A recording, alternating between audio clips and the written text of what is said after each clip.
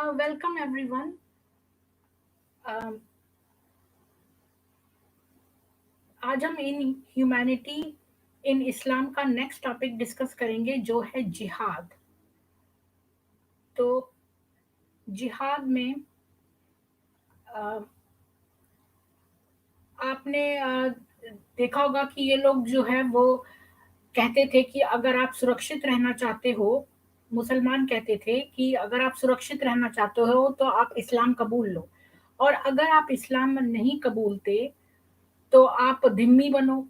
और धिम्मी का मतलब है गिल्ट। मतलब ये एक अरेबिक टर्म है और इसका मतलब है गिल्ट या समवन टू ब्लेम। तो और जो नॉन बिलीवर्स यानी काफिर्स, तो ये धिम्मी हो गए, जो भी मूर्ति पूजक हैं, पॉलिथिस्ट हैं, जूस, क्रिश्चियन, जोरास्ट्रियन, जो भी हैं, जो नॉन मुस्लिम हैं। और एक है जो मुसलमान भी जिहाद नहीं करते और केवल नाम के मुसलमान हैं, उनको ये कहते हैं मुनाफिकीन। और एक स्पेशल शरिया का लॉ है जो है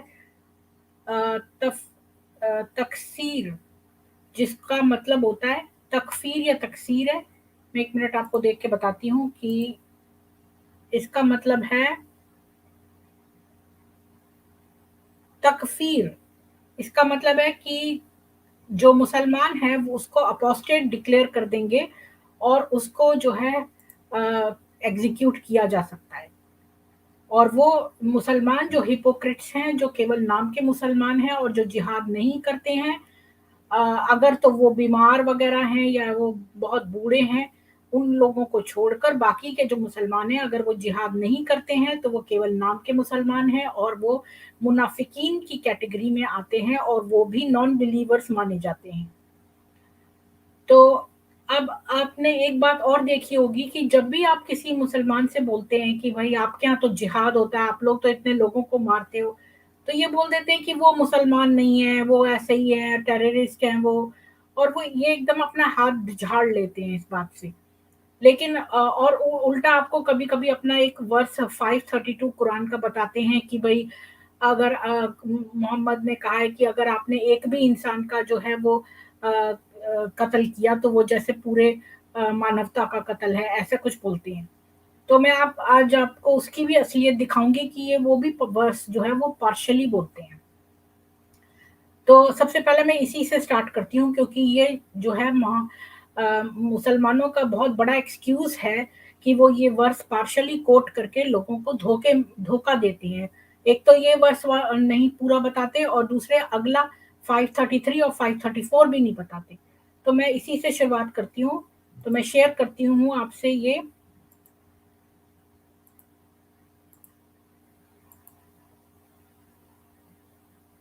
तो इसमें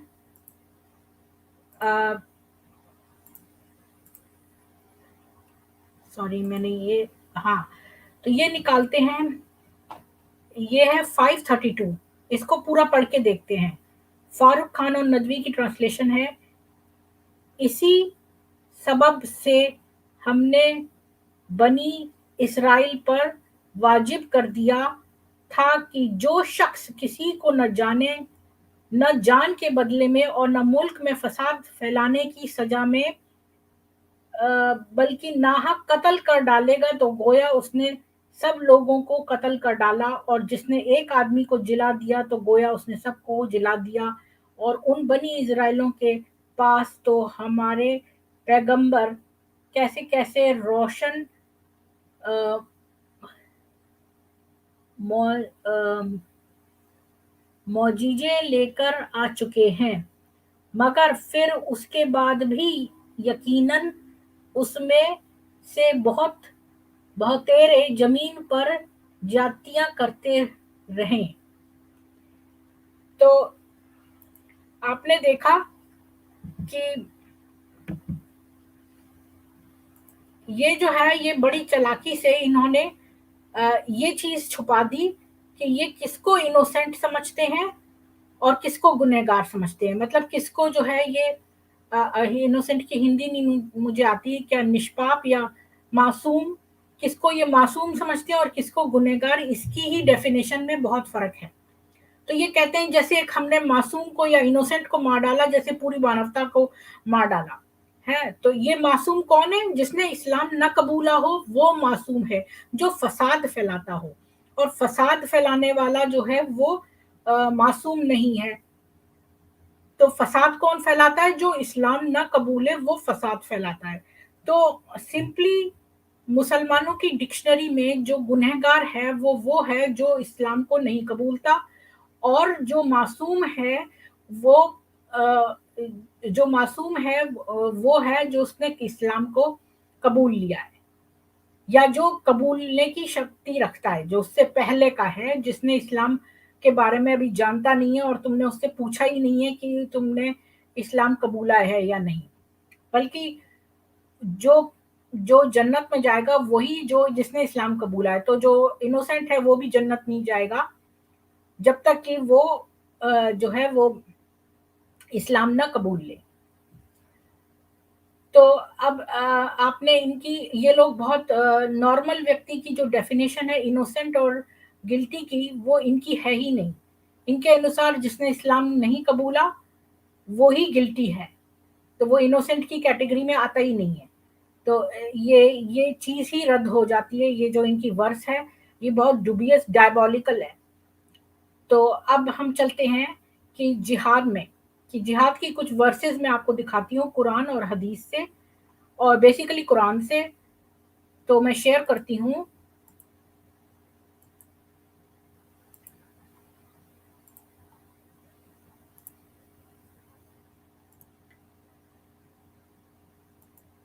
जिहाद is the way of Allah.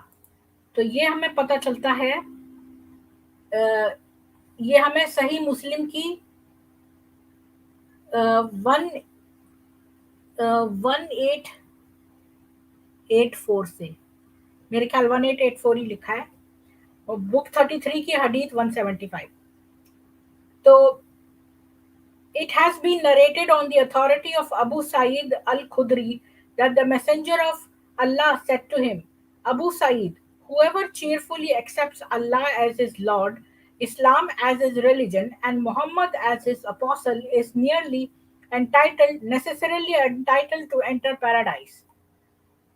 He, Abu Sa'id, wondered at it and said, Messenger of Allah, repeat it for me.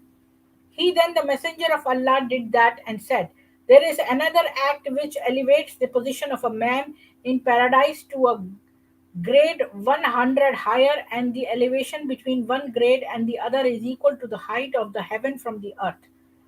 He then, Abu Sa'id, said, What is this, that act? He replied, Jihad is the way of Allah, jihad is the way of Allah. तो अब हम इसमें देखते हैं कि अबू अबुल अबू सईद अल खुदरी ने जो है वो मोहम्मद से कहा। अबू सईद ने, तो मोहम्मद उससे बोला, हाँ, अबू सईद कहता है कि मोहम्मद ने उससे कहा कि अबू सईद जो भी खुशी खुशी अल्लाह को अपना जो है वो ईश्वर समझ ले और इस्लाम को अपना मजहब और मोहम्मद को उसका अपोसल यानी कि मैसेंजर, तो वो जो है जन्नत में जाने योग्य है। तो फिर अबू सईद ने कहा कि आश्चर्य किया। तो फिर मोहम्मद ने दोबारा से रिपीट करके बोला कि मोहम्मद ने कहा कि एक और भी एक्ट है जिसे करने से कोई आदमी जन्नत में भी एक ग्रेड जो है 100 ग्रेड हायर हो जाएगा, और एक ग्रेड का एलिवेशन उतना की जो है ऊंचान उतनी है जितना यहाँ से जन्नत। और अबू सईद ने कहा वो कौन सा एक्ट है? तो उसने कहा जिहाद जो है वो अल्लाह के नाम पर जिहाद करना, अल्लाह के नाम पे जिहाद करना। तो इस हदीस का मतलब ये है कि अगर आप अल्लाह को और इस्लाम को और मोहम्मद तीनों को कबूलते हैं तो आप जन्नत जाने लायक हैं, चाहे आप कैसे भी व्यक्ति क्यों ना हो, चाहे आप डाकू लुटेरे कुछ भी हों। लेकिन आप जन्नत में जाने योग्य हैं, और जन्नत में भी आपको ऊंचा दर्जा जो है 100 ग्रेड ऊंचा दर्जा तब मिलेगा जब आप जिहाद करेंगे अल्लाह के नाम पे। तो और जितने भी जिहादी हैं उनके जो है वो पाप कैसे धुलेंगे, ये देखते हैं हम हदीस। ये सही मुस्लिम की 1885, मेरे ख्याल में 1885 ए है, book 33 हदीथ 176। It has been narrated on the authority of Abu Qatada that the Messenger of Allah stood up from his companions to deliver his sermon, in which he told them that jihad is the way of Allah and belief in Allah with all his attributes are the most meritorious of acts. A man stood up and said, Messenger of Allah, do you think that if I am killed in the way of Allah, my sins will be blotted out from me? The Messenger of Allah said, Yes, in case you are killed in the way of Allah and you were patient and sincere and you always fought facing the enemy, never turning your back upon him. Then he added, What have you said now? Wishing to have further assurance from him for the satisfaction, he asked again, Do you think if I am killed in the way of Allah, all my sins will be obliterated from me? The Messenger of Allah said, Yes.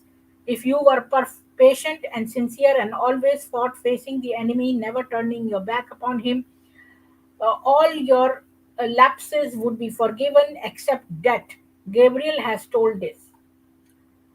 तो इस हदीस में जो Abu Qatada है वो बताता है कि मोहम्मद ने एक सरमन देने के लिए खड़ा हुआ अपने लोगों के बीच में, और उसने कहा कि जिहाद जो है वही करने से जो है वो अल्लाह के नाम पे जिहाद करना चाहिए और बिलीफ रखना चाहिए अल्लाह के ऊपर, ये सबसे ज़्यादा मेरिटोरियस एक्ट है। और एक आदमी ने खड़े होके कहा कि मोहम्मद से कि क्या आप सोचते हैं कि अगर मैं अल्लाह के रास्ते में मर जाऊं तो मेरे जो पाप हैं वो धुल जाएंगे, मुझसे अलग हो जाए, मतलब मुझसे खींच लिए जाएंगे, मतलब मैं धुल जाएंगे पाप। तो मोहम्मद ने कहा हाँ, अगर तुमने अल्लाह के नाम पर लड़ाई जिहाद किया और तुम पेशेंट धीरजवान रहे और तुम सिंसियर थे और तुमने हमेशा जो है दुश्मन को के सामने से लड़ाई की और कभी पीठ नहीं दिखाई, तो उस आदमी ने और एश्योरेंस पाने के लिए फिर से पूछा कि क्या मेरे पाप धुल जाएंगे? तो मोहम्मद ने कहा हाँ, तुम्हारे सारे पाप जो हैं तो धुल जाएंगे अगर तुमने लड़ाई जो है सामने से की और अल्लाह के नाम पर की। तो यानी कि अगर कोई कितना भी मर्डर कर दे और कितना भी डाकू लुटेरा पीडोफाइल रेपिस्ट कुछ भी हो, अगर वो उसने जो है वो जिहाद किया तो उसके पाप जो है वो पूरे ठीक हो जाएंगे और फिर उसे जन्नत मिलेगी। और इसके बाद अगली हदीस देखते हैं, यह है सही मुस्लिम की 1890 ए, यह है बुक 33 हदीथ 188। तो इसमें it has been narrated on the authority of Abu Huraira that the Messenger of Allah said, God laughs at the two men, both of whom will enter paradise, though one of them will kill the other.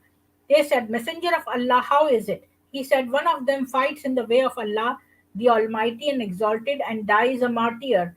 Then God turns in mercy to the murderer who embraces Islam, fights in the way of Allah, the Almighty and Exalted, and dies a martyr. तो इसमें अबू हुरैरा बता रहा है कि मोहम्मद ने कहा कि जो है अल्लाह जो है वो हंसता है दो आदमियों पे जो कि दोनों ही जन्नत जाएंगे, एक जिसने खून किया है और एक जिसने नहीं। तो जिसने नहीं किया है, मान लो वो अल्लाह के रास्ते पर जो है वो उसने जिहाद किया है, तो वो जो है मार्टियर शहीद की तरह मरेगा, और जो दूसरा है उसको अल्लाह जो है उस पर रहम खाएगा अगर वो मर्डरर है। तो अगर उसने जिहाद किया है और अल्लाह के नाम पर, तो वो भी एक शहीद की तरह मरेगा। यानी कि अगर वो अल्लाह के नाम पे जिहाद करता है तो वो मर्डरर है तो भी वो जो है एक शहीद कहलाएगा और वो भी जन्नत जाएगा। तो इसमें आपने देखा कि चाहे वो आदमी नॉर्मल हो चाहे वो मर्डरर हो, वो दोनों इक्वल हो जाते हैं जिहाद करने के लिए जिहाद करने की वजह से दोनों ही स्वर्ग जन्नत जाएंगे और दोनों की इक्वल वो हो जाएगी।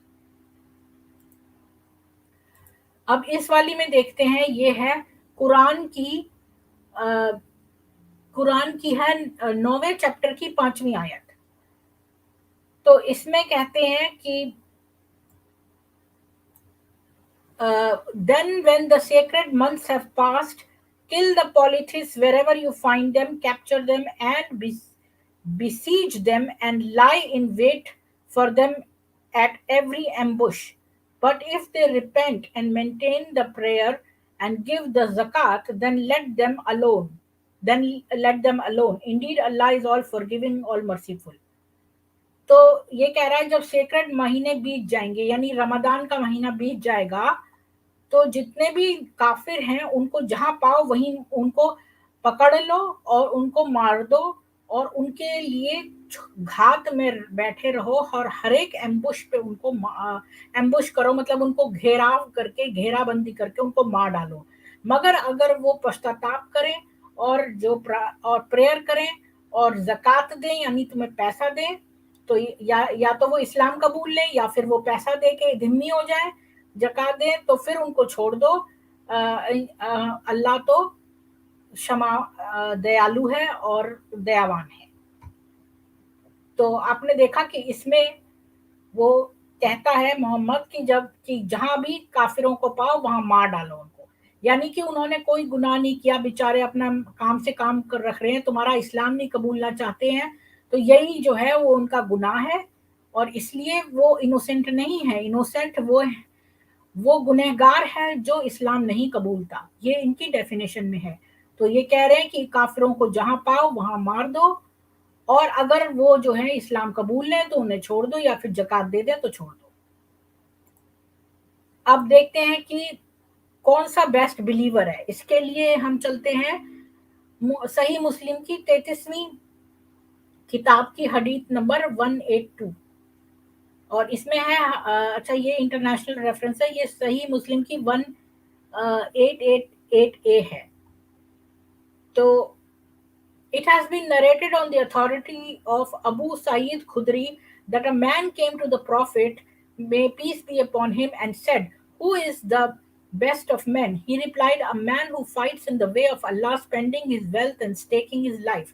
The man asked, the man then asked, "Who is next to him in excellence?" He said, "Next to him is a believer who lies in a mountain gorge, worshipping his Lord and sparing men from his mischief."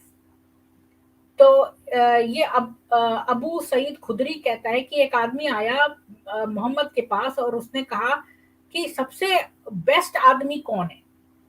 तो मोहम्मद ने कहा कि जो best आदमी है वो है जो अल्लाह के नाम पे फाइट करे, मतलब जिहाद करे, और अपनी सारी दौलत और अपनी लाइफ जो है उसमें रिस्क कर दे, उसमें खर्च दे, मतलब अपनी जान और अपनी दौलत दोनों अल्लाह की लड़ाई के लिए लगा दे, वो बेस्ट आदमी है। तो फिर उस आदमी ने पूछा कि फिर उससे अगला बेस्ट कौन है।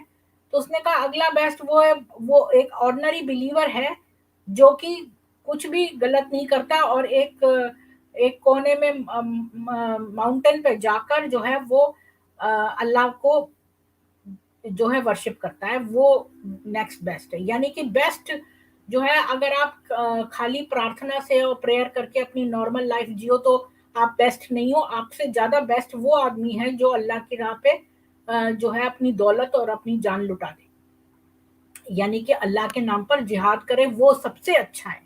वो उससे भी अच्छा है जो जिसको किसी से मतलब नहीं है और जो अपने काम में बैठा रहे और अपनी पूजा करता रहे, मतलब अल्लाह को प्रार्थना नमाज पढ़ता रहे, वो इतना अच्छा नहीं है। इससे ज्यादा अच्छा जिहाद वाला है। अब कौन सा जिहाद सबसे अच्छा है, तो अब चैप्टर ऑफ जिहाद पे चलते हैं।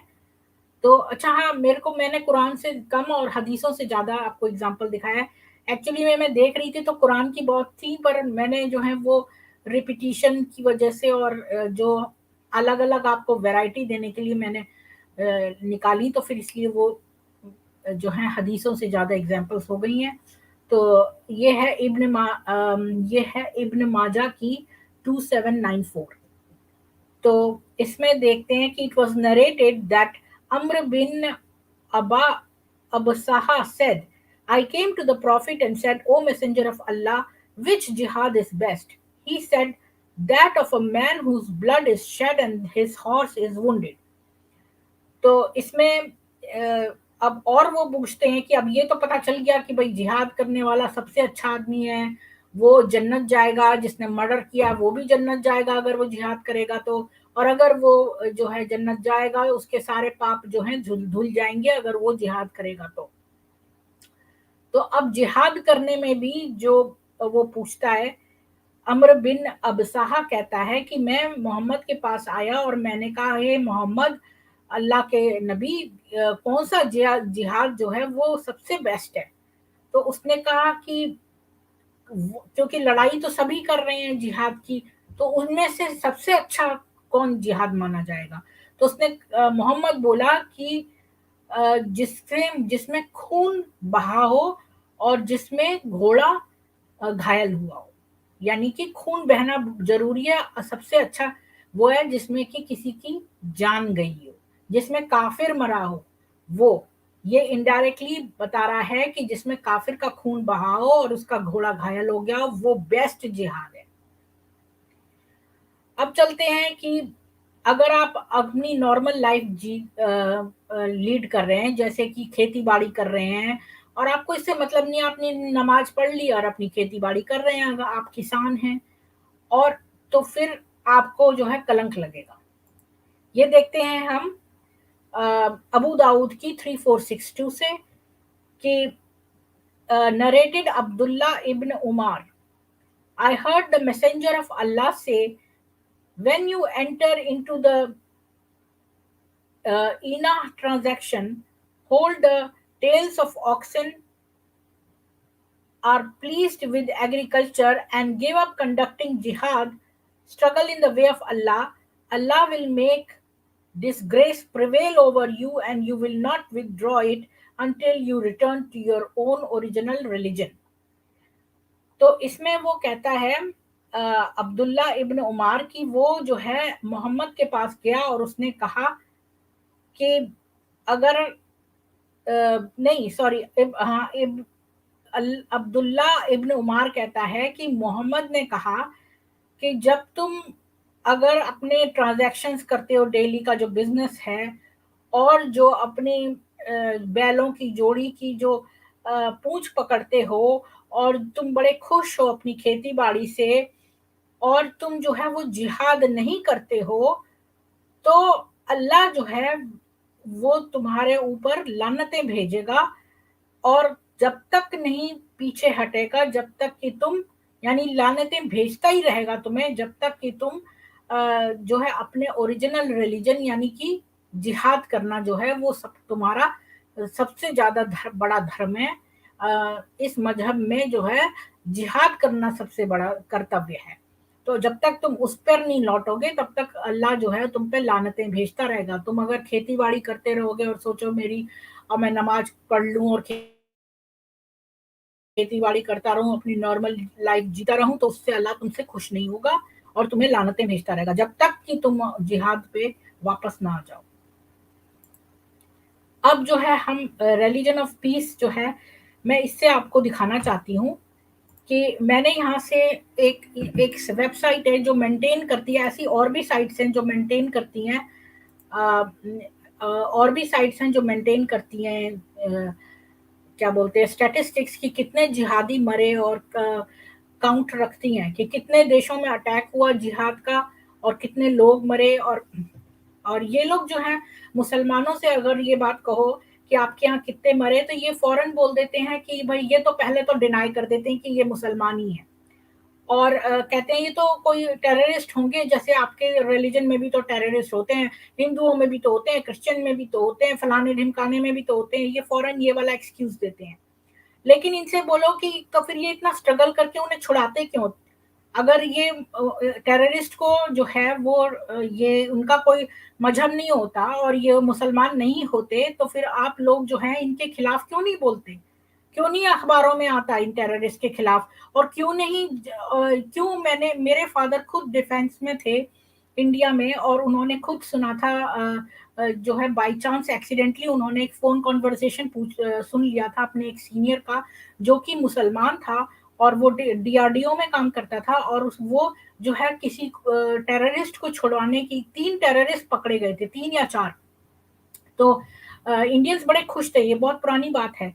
और जो है उस समय वो उन्हें छुड़वाने की कोशिश कर रहा था, और एक्चुअली वो छूट गया था कोई उसमें से टेररिस्ट, तो इस बात की वो फोन पर खुशी मना रहा था दूसरे से, और वो वाली वार्तालाप जो है वो मेरे फादर ने सुन ली थी। तो उनको बड़ा आश्चर्य हुआ, क्योंकि वो सबके सामने जब बैठता था तब तो बड़ा बोलता था टेररिस्ट के खिलाफ, और ऐसे उन उसको कॉन्वर्सेशन में मेरे फादर ने सुना, तो वो आश्चर्यचकित रह गए कि ये कितना दोगला आदमी है, ये एक्चुअली में खुशी मना रहा है टेररिस्ट के छूटने की। तो ये लोग सब जो हैं वो प्रिटेंड करते हैं कि ये इनको सिखाया जाता है इनके मदरसों में कि इनको ऐसे जवाब देना है, इनके मौलवी इनको सिखाते हैं, इसलिए ये वाली बात बोलते हैं। तो अगर मुसलमान नहीं होते तो उनकी जो है लाश, अभी पाकिस्तान में कौन सा टेररिस्ट पकड़ा गया था, तो इन्होंने पूरी जो है वो इनकी पब्लिक उतर आई थी, और उसके सपोर्ट में उसको मार्टियर बोल रहे थे। वो एक कोई मर गया था तो उसके लिए बोर्ड लगाए मार्टियर है, तब क्यों नहीं कहा ये टेररिस्ट है, तब तो वो मार्टियर बन गया। और फिर उसकी लाश को भी सारे मुसलमान ही जो है क्लेम करके ले जाते हैं। तो अगर वो मुसलमान ही नहीं है और तुम्हारे हिसाब से उसका मजहब ही नहीं है, तो तुम उसकी लाश को भी क्यों क्लेम कर रहे हो? तो ये लोग बहुत दोगले हैं, ये लोग झूठ बोलते हैं, और तुम्हें दिखाते हैं कि ये जो है वो टेररिस्ट है, इनका कोई मजहब नहीं है, इनका मजहब इस्लाम है, क्योंकि इस्लाम की किताब में ही लिखा है जिहाद करना, जिहाद करने से ही आपको जन्नत मिलेगी। अगर आपने मर्डर और इतने खतरनाक जुर्म किए तो वो भी आपके माफ हो जाएंगे अगर आप जिहाद करेंगे तो आप सोच सकते हैं कि जो बेरोजगार लोग हैं वो सब जो है यंग लड़कों को ये ट्रेन करते हैं। उंगा की स्पीच में प्राइम मिनिस्टर इमरान खान ने खुद कहा है कि हम जिहादी आर्मी ट्रेन करते हैं, और इनके छोटे छोटे बच्चों को ये 500-500 रुपए में कश्मीर में देते हैं पत्थर मारने को, जो भारतीय सेना है उस पर। और क्योंकि ऐसे प्रूफ मिल चुके हैं, भारतीयों को इस बात का प्रूफ मिल चुका है कि इन्हें 500-500 रुपए दिए गए थे, और यहाँ तक कि शाहीन बाग में जो ये बैठे थे उसमें भी इनको पैसे मिले थे, बल्कि 2 औरतों में झगड़ा हो रहा था पैसों के ऊपर, ठीक है कितने मिलेंगे इस बात पे भी झगड़ा हो रहा था। तो इन इन इन शॉर्ट में आपको बता रही हूँ, इनको सब पता है, ये सब टेररिस्ट जो हैं ये इस्लाम के ही हैं, और ये बात बदल देते हैं। इसका नाम होता था किताल, मतलब कत्ल, तो इन्होंने किताल से जिहाद कर दिया बाद में, और फिर बाद में इसको कहते हैं कि जिहाद जो है वो इंटरनल स्ट्रगल है, जबकि ऐसा कुछ नहीं है, क्योंकि हमें ये आउटसाइड वर्ल्ड में मिलता है। अब मैं आपको एक उसमें शेयर करती हूँ, एक ऐसी वेबसाइट जो मेंटेन करती है कि टेरर अटैक्स कितने हुए, किस दिन, किस ईयर में, कितने देशों में।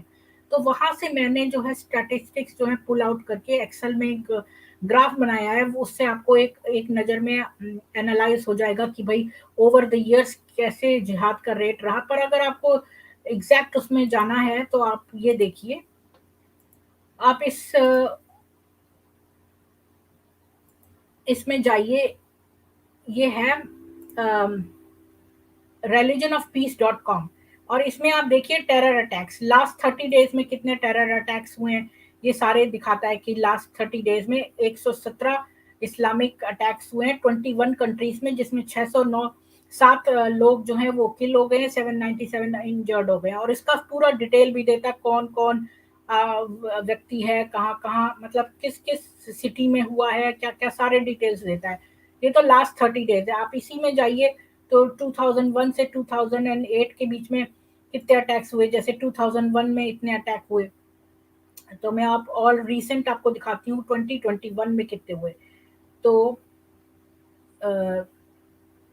2021 में आप देखेंगे कि जो है वो 1906 इस्लामिक अटैक्स हुए 49 कंट्रीज में, और उसमें 9767 people were killed and 8792 injured.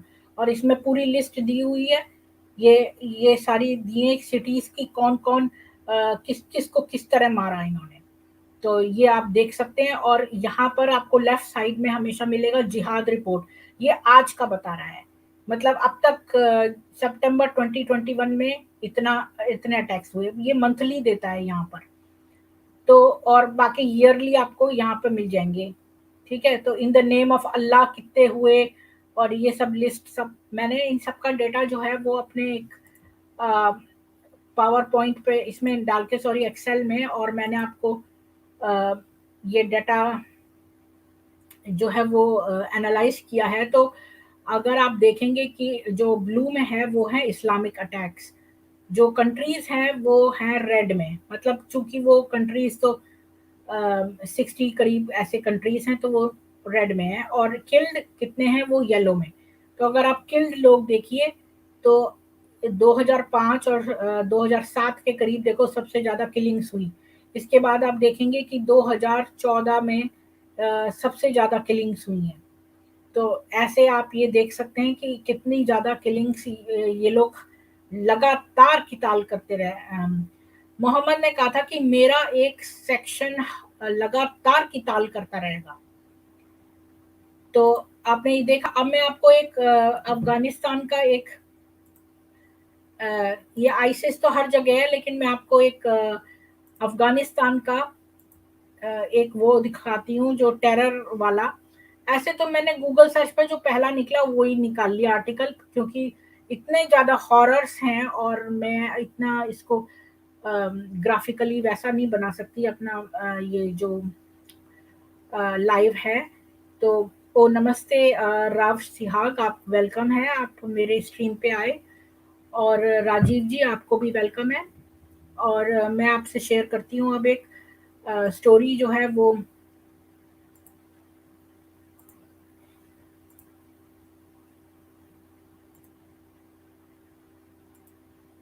तो ये है इसका जो मैंने ये लिया है writers.com से। ये एक अफगानी औरत जो है उसने कहा कि इस्लामिक स्टेट का क्या क्या है ये। तो ये कहती है कि ये इसके 3 बच्चे हैं और ये एक रिमोट एरिया में रहती थी अफ़गानिस्तान में। तो वहाँ आईसिस के लोग आ गए और उन्होंने उससे पैसे माँगे जो कि उसके हस्बैंड ने प्रॉमिस किए थे। तो ये उस औरत ने कहा, अफ़गानी औरत थी, इसने कहा कि मेरे पास कोई पैसा नहीं है, अ लेकिन अगर कुछ मिलेगा तो हम दे देंगे। पर उसने कुछ नहीं माना और उसने कहा, ये औरत शादीशुदा थी, फिर भी इसने कहा, उन लोगों ने कहा कि ये अब अपने हस्बैंड को छोड़ के हमारे साथ आएगी, ज़रीफ़ा ने कहा। तो जब इसने रिफ्यूज़ किया अ, तो उन लोगों ने इसके बच्चों को ले लिया अगले कमरे में, और फिर एक गन निकाली और कहा कि अगर ये मैं इनके साथ नहीं गई तो ये मुझे मार देंगे और मेरा अ, घर भी ले लेंगे और मेरे साथ बहुत बुरा सलूक करेंगे। और Afghan even by the bloody standards of the Afghan war, Islamic State has gained an unmatched reputation for brutality, routinely beheading opponents or forcing them to sit on explosive. तो ये देखो कि ये इतने आइसिस वाले हैं, ये तो जाहिल है, इलिटरेट हैं, ये पढ़े लिखे तो है नहीं। और इनको केवल एक ही काम आता है, लोगों का जो है वो सिर जो है डिकैपिटेट करना, मतलब सिर काट देना, और लोगों को एक्सप्लोसिव यानी बम वगैरह से उड़ा देना और उनको बैठने पे मजबूर कर देना बम वगैरह से। But while forced marriage and rape have become the most notable features of Islamic State rule in Iraq and Syria, they have been much less widely reported in Afghanistan. अब जो आप देखते हैं कि जर्नलिस्ट जाते हैं उनको भी ये मार देते हैं, तो बेचारे ये लोग भी अपने लाइफ पे रिस्क करके कहाँ-कहाँ से स्टोरीज निकालते हैं। तो ये जो एक आध मिलती है, ये बहुत समझिए आप, क्योंकि इतना ज़्यादा है वहाँ, घर-घर में है कि ये रिपोर्ट नहीं होता है। और जो ये लोग फोर्स्ड मैरिज करते हैं छोटी-छोटी बच्चियों को, मैंने सुना था न्यूज़ में कि वो घर-घर में नॉक-नॉक करके पूछ रहे हैं कि कितने बच्चे हैं उनके यहाँ और क्या, और ये लोग रेप करते हैं उनका। While there have been reports in Nangarghar, the eastern province where Islamic State first appeared in 2014, and in Zabul in the south, deep taboos that can make it impossible for women to report sexual abuse makes it harder to know its scale. तो चूंकि आपको पता है कि इस्लाम में जो है 4 witness चाहिए, तो रेप जो है तभी औरत का माना जाता है जब 4 विटनेस हो शरिया के अनुसार। तो जो औरत का रेप होता है तो वहाँ 4 लोग तो होते नहीं है, तो वो बेचारी कभी रिपोर्ट ही नहीं कर सकती। अगर वो रिपोर्ट करेगी तो उसको ज़िना माना जाएगा, उसको एडल्ट्री मानी जाएगी और उसे कोड़े लगेंगे या फिर उसका सिर जो है वो अलग कर दिया जाएगा, अगर ज़्यादा रिपोर्ट करेगी वो तो। तो इसलिए रिपोर्ट ही नहीं कर पाती बेचारी, रेप भी होती है लेकिन रिपोर्ट भी नहीं कर सकती। The group has a growing presence in Zarifa's province of Jawzjan on the border with Turkmenistan. तो ये ज़रीफ़ा जो है ये जौज़जान में रहती है जो कि तुर्कमेनिस्तान के साथ में है, और वो स्मगलिंग रूट है और बहुत फॉरेन फाइटर्स भी हैं जो अनएम्प्लॉयड हैं, लोकल्स उनके साथ फाइट करते हैं, और यूएस बैक्ड अफगान फोर्सेस भी हैं और तालिबान भी है। तो फॉर ज़रीफ़ा, ये जो औरत है अफ़गानी वुमन जो अपनी बता रही है कि इसको लोग पकड़ के ले गए गन की पॉइंट पे और इसके बच्चों की धमकी देकर, जबकि इसका पति वहाँ पे मौजूद था, फिर भी उसके साथ रेप हुआ। तो इस बेचारी को जाना पड़ा दरहब डिस्ट्रिक्ट ऑफ साउथ जर्जवान को छोड़कर, और शेबरगान में जाना पड़ा इसको। My husband was a farmer and now I can't face my husband and my neighbors, and so despite the danger I left. तो इसका हस्बैंड जो था वो किसान था, और अब ये अपने हस्बैंड को अपनी शक्ल नहीं दिखा सकती, ना ही अपने पड़ोसियों को, क्योंकि ये एक बहुत कलंकित बात है। और 10 महीने का जो है इसको टेरर रहा। एक और औरत है समीरा, जो कि दरजब से जो है भाग गई, और मतलब बच के और एस्केप कर गई, and now lives in Sheberghan. अब वो शेबरगान में रहती है, और वो बोली fighters came to her house and took her 14-year-old sister due to their commander. To their commander. Like Zarifa, she did not want to use her full name because of the stigma against victims of sexual violence.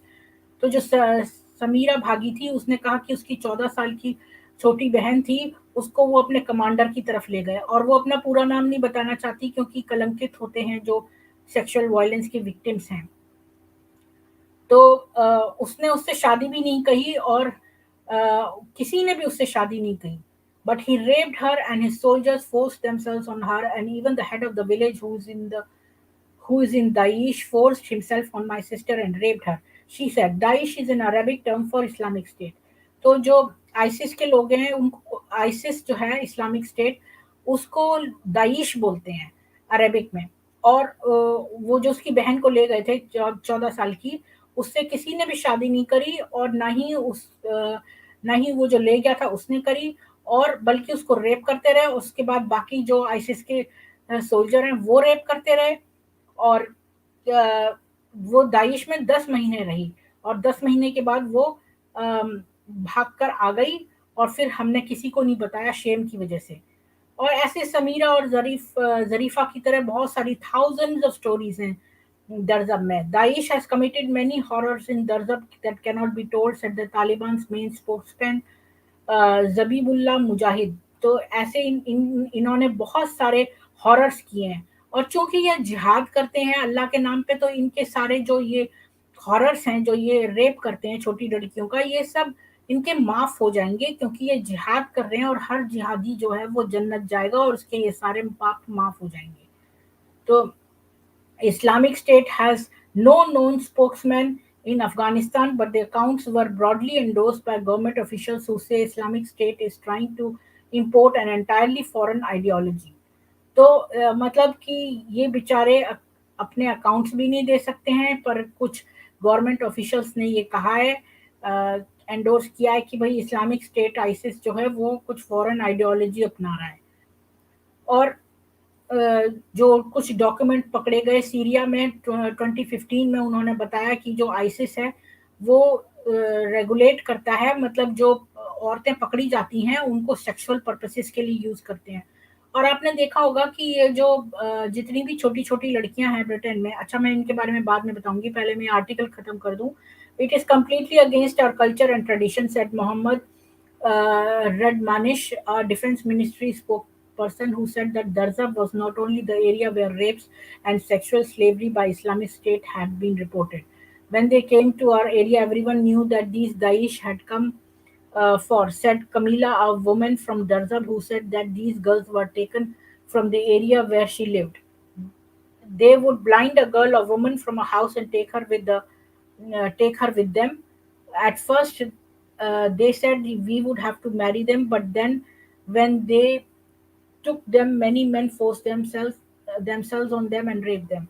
तो वो बता रही है कि जो आंख पे जो है पट्टी बांध के इनको कमीला नाम की एक औरत है उस दरजब की, उसने कहा कि उसकी 3 बेटियां को भी ले गए थे, और कोई भी औरत को या लड़की को ले जाते हैं तो वो उसको ब्लाइंड कर देते हैं और कहते हैं कि हम शादी करेंगे, पर शादी भी नहीं करते और उनके साथ रेप करते हैं और बहुत बुरा व्यवहार करते हैं।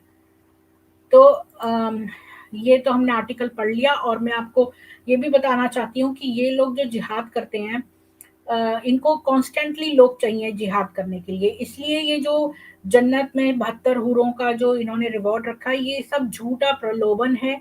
और ये मोहम्मद ने उस समय इसलिए रखा क्योंकि जिहाद करके लोग अपने जान क्यों गंवाएं। तो उसने ये प्रलोभन दिया, लोगों को लालच दिया कि भाई अगर आप करेंगे तो आपको 72 हूरें मिलेंगी, आपको जन्नत मिलेगी, और ऐसे ऐसे मनगढ़ंत चीजें बक दी, तभी तो लोग जो है लालच में आके करेंगे, वरना अपनी जान कौन गवाएगा मोहम्मद के लिए।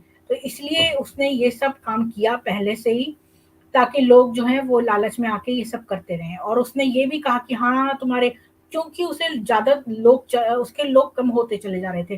सोचो इतने सालों में मोहम्मद के केवल 80 फॉलोवर्स बने थे, तो वो जिहाद के लिए उसे चाहिए थे लोग निरंतर।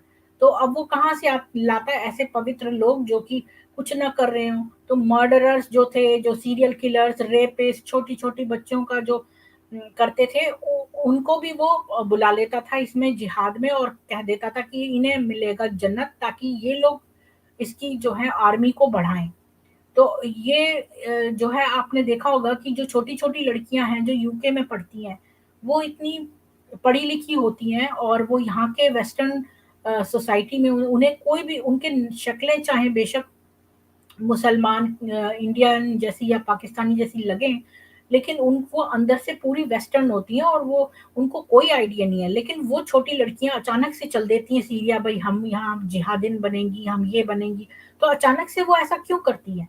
तो ये क्या करते हैं कि उनके दिमाग को टर्न कर देते हैं, और उनको एज फीड रखते हैं उन जिहादी लड़कों के लिए जो जा रहे हैं जिहाद करने, तो उन्हें बेस्ट ऑफ लड़कियां जो हैं मिलें, क्योंकि ये औरतों को हर तरह से एक्सप्लॉइट करते हैं। तो जो विदेशों में पढ़ती हैं, ये इनके लिए कोई मायने नहीं है, वो एक प्रलोभन है, लालच, जो ये जिहादी लड़कों को सप्लाई हो जाती हैं, लड़कियां जो विदेशों में रहती है, जो फॉरेनर्स हैं, जो मतलब फॉरेन कंट्रीज में रहती है, मुसलमान लड़कियां जो पैदा भी फॉरेन में हुई हैं, लेकिन उनको ये लालच देके जिहादी लड़कों को ये लालच देते हैं कि इनको ये मिल जाएंगी, यही हूरें हैं।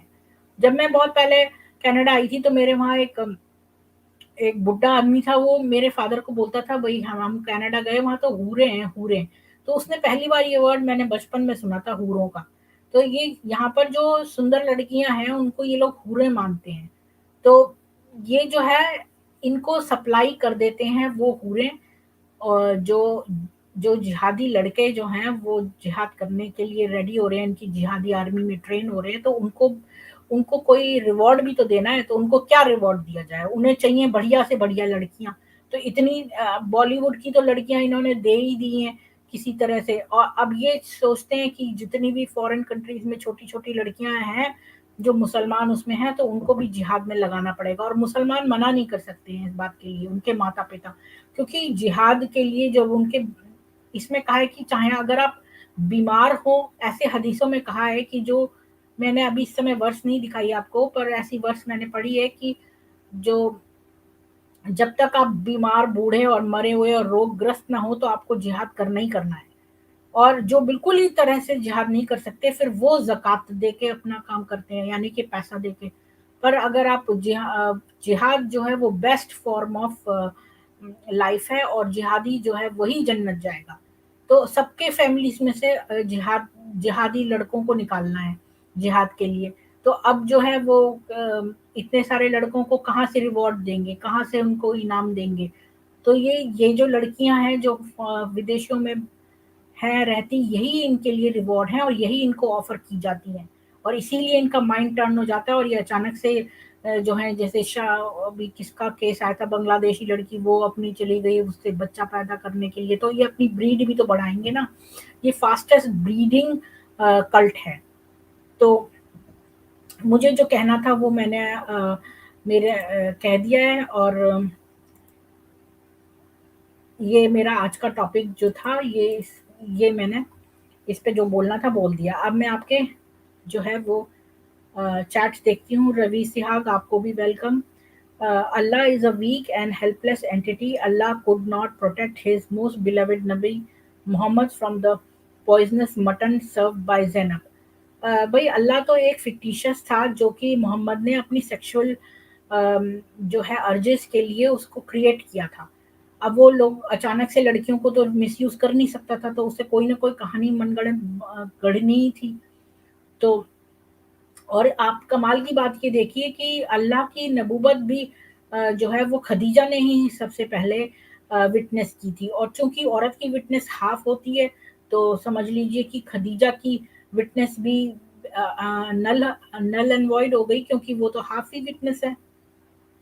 तो Muhammad invented, created Allah to serve his purpose of getting wealth and women through power rhyming verses. ये तो है ही। उसको एपिलेप्सी थी और उसको फिट पड़ते थे। तो अब वो उस समय पे उसकी माँ ने भी उसको त्याग दिया था। उस समय एपिलेप्सी जो है वो इतनी नोन डिजीज नहीं थी, लोग डर जाते थे। मैंने एपिलेप्सी के एक पेशेंट को देखा है कि वो अचानक से हिलने लगते हैं और उनके मुंह से झाग निकलने लगता है। तो मुझे देख के बड़ा डर सा लगा, और जिसको इसकी नॉलेज नहीं है वो उसे डर लगेगा ही। तो उसने बात बना दी कि भाई उस पे जिब्राइल आता है। तो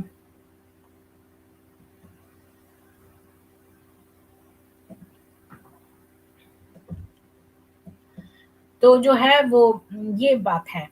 तो मोहम्मद, हाँ ये तो हो गया। Hello Preeti, excellent explanation and statistics of relevant reference. Thank you Rajeev ji. आप लोग आते हैं तो मेरा थोड़ा मनोबल बढ़ता है, क्योंकि मैं तो अकेले ही यहाँ पर करती हूँ। मुझे कभी कभी लगता है कि मेरे प्रेजेंटेशन इतने बोरिंग है कि कोई आता ही नहीं है इसमें, और आप लोग आए, और मुझे इस बात की खुशी है। और धूप आ रही है मेरे ऊपर। तो एनीवेज, आप लोगों को वेलकम है।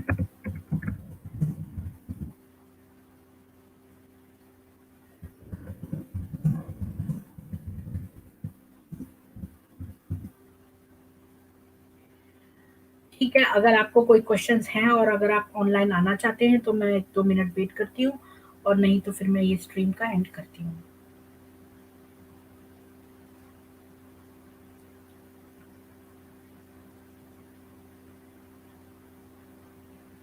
ठीक है, तो मैं स्ट्रीम का एंड करती हूँ, और आशा करती हूँ आपका दिन सुख में बीते, और आप प्लीज़ मुझे लाइक, शेयर और सब्सक्राइब करें, और प्लीज़ मुझे श्रमदान दें। श्रमदान दे के सपोर्ट करें, यानी कि 2 लोगों को एटलीस्ट ये आगे इन्फॉर्मेशन ज़रूर पास करनी है आपको।